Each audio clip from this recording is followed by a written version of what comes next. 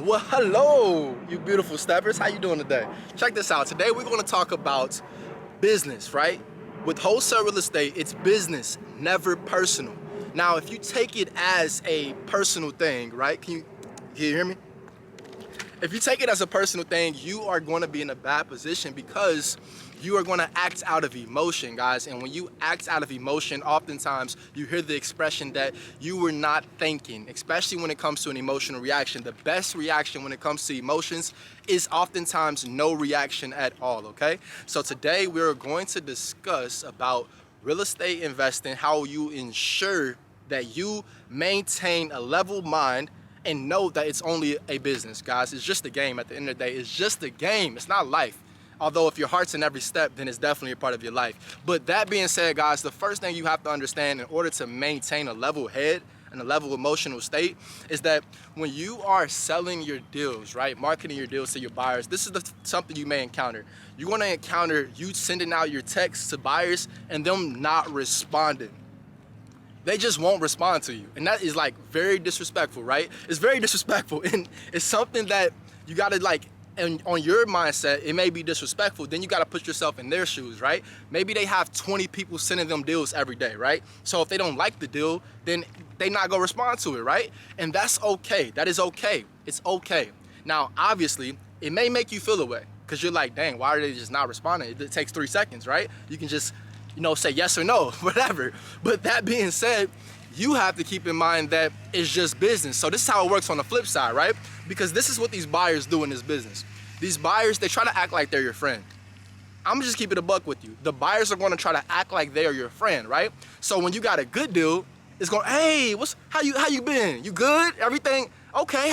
How's life? Okay, when can I see the property? Right? Everything is great. However, if they were genuinely your friend, then guess what?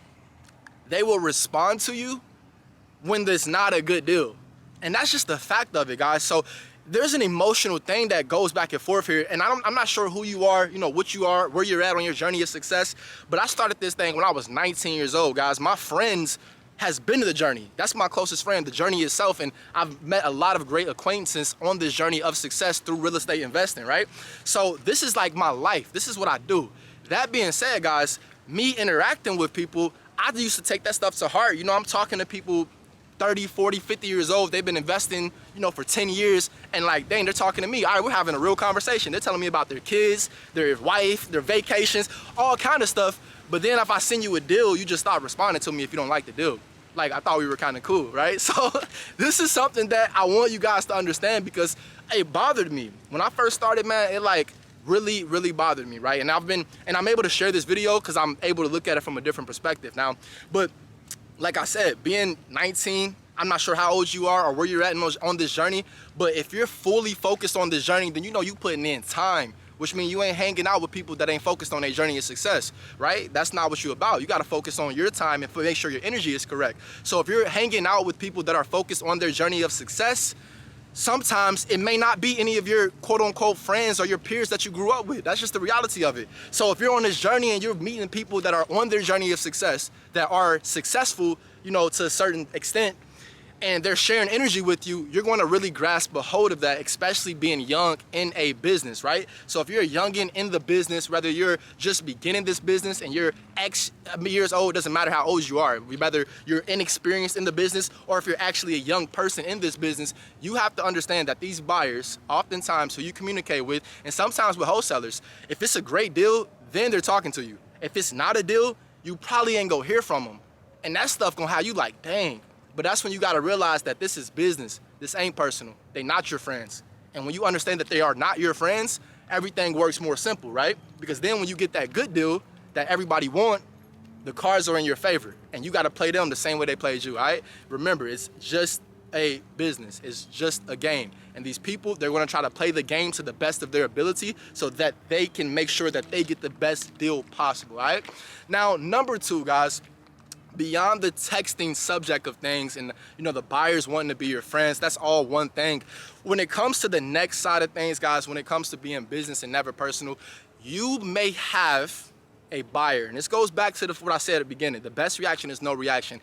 You may have a buyer ask you a question that's they can figure out on their own, right? Or just some type of just ridiculous question. Like, what kind of question is that, man? Like, you want the property or not, right? Like, I really, like, it can be something just off the wall, right? Like, I don't know, guys.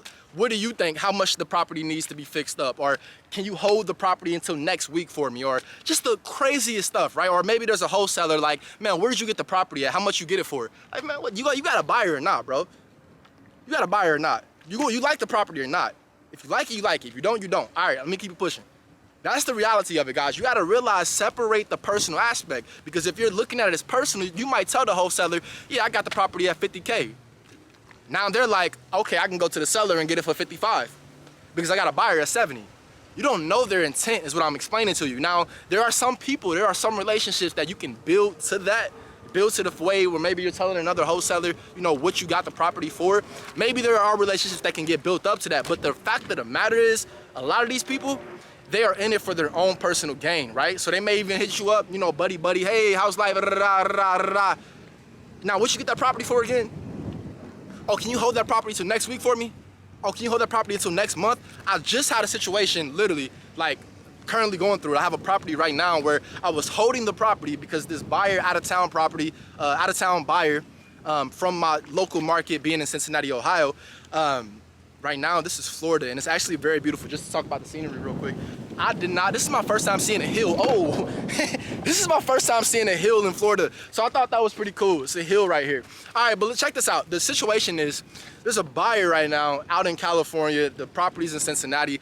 This guy tells me he's about to buy the property, makes an offer on the property, but no paperwork is being signed, and also the offer is contingent upon him being able to do a 1031 exchange with the other property that he's selling, right? So if they back out of the 1031 exchange, then, you know, our deal is effectively not a deal anymore, right? So that leaves me in a bad place if I put the property on hold. I just explained to him, like, hey, bro, can you buy the property? If you buy it, then, you know what I mean, if you at least put some type of contract in place with earnest money down.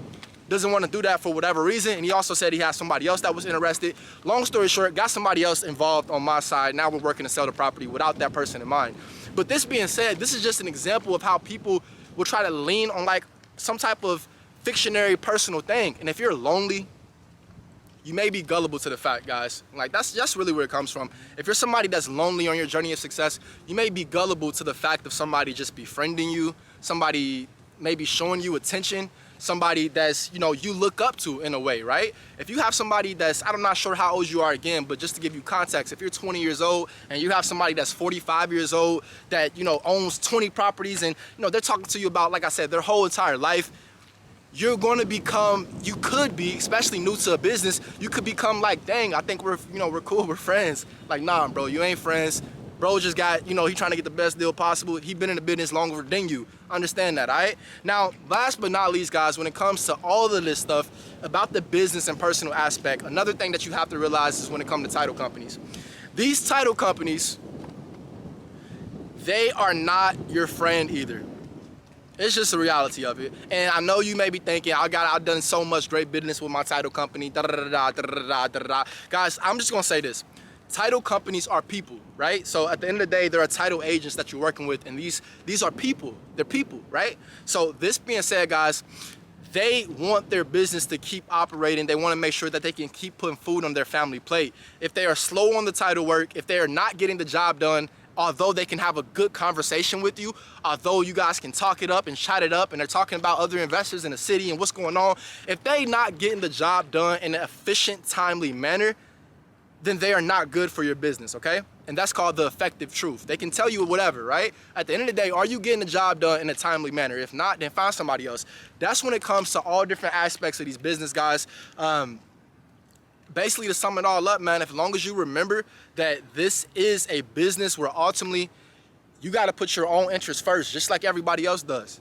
Everybody else do the same thing. You can get like, please go watch Building a Team. You can build a team. Go watch that series. I'll link it, but I'll link it in the description, also at the end of the video. But watch that series because it's a great series, but it also explains to you the difference between a team, a mercenary, and also just partnerships and just acquaintances, things that you're going to have to come across in order to do business, guys. This business is business. At the end of the day, is business with no rules, regulations, or stipulations, guys. There's no rules on what can happen and what cannot happen. Go with your instinct, trust your gut, keep your best interest first, and remember, this is business, never personal. So if somebody says something to you that you do not like, do me a favor. Only thing I want you to do is not say anything. Say okay. All right, talk to you later. I'll see you around, man. Smile, try to smile a little bit, that'll help you. The reason why, guys, is because oftentimes, and I've done it, oftentimes you say something in the moment where you look back and you're like, they could be a good buyer for this deal. They could be the good buyer for this deal. You feel what I'm saying? So you gotta remember it. Just like they playing the game, you gotta play it too. They say something you don't like, they don't respond to your text, they on some shady stuff, you know, you think they would have behind your back. Remember another thing. In this business, in any business, whatever business you're in, guys, you only go off what can be proven. Don't go out there thinking about stuff and, you know, saying this person did this and accusing people when you cannot prove it. You only go off what's proven, right? You only go off what people show you and what you can find out and what you can actually see. Don't ever go off what you're thinking about in your mind. Don't ever do it, because that's how you get a bad reputation about yourself, all right? Now, this being said, guys, remember, the best reaction, no reaction. I don't care what they say to you. I don't care what they say to you. The best reaction is no reaction. How you win is, for one, not letting them know your intentions. And for two, being able to think calculated, guys. It's not about a matter of, you know, they did this, so I'm gonna do that. Nah, it's a matter of they did that. I know how you move now. I know who you are now. So now I gotta watch how I move. You feel me? At the end of the day, guys, until next time, if you don't do nothing else, at least get to stepping.